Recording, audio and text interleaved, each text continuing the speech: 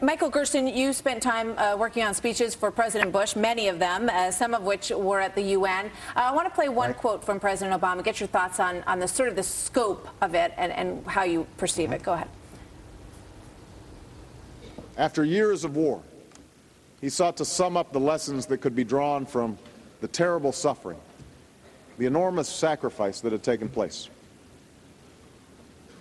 We have learned, he said, to be citizens of the world, members of the human community.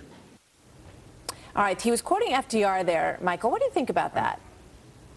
I think there was almost nothing similar about this speech to Franklin Roosevelt.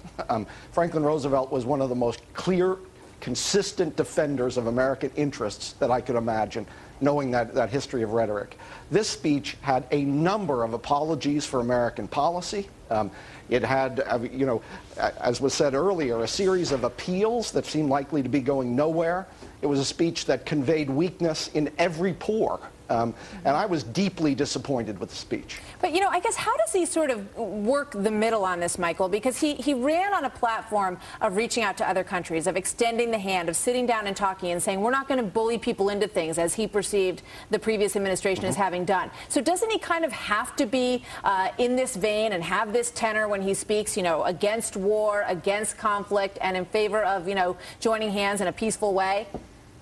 Franklin Roosevelt spoke against war, even as he effectively conducted it. But I think many Americans are just getting tired of a rhetorical ploy, which is America's at fault here. Torture, the environmental degradation, unilateralism. The world's at fault here. Right. You do these things we don't like. I'm the answer. It's one of the most narcissistic approaches to American leadership I've ever seen in American political rhetoric. Michael Gerson, thank you very much. Ambassador Fairbanks and Judith Miller, thanks very much.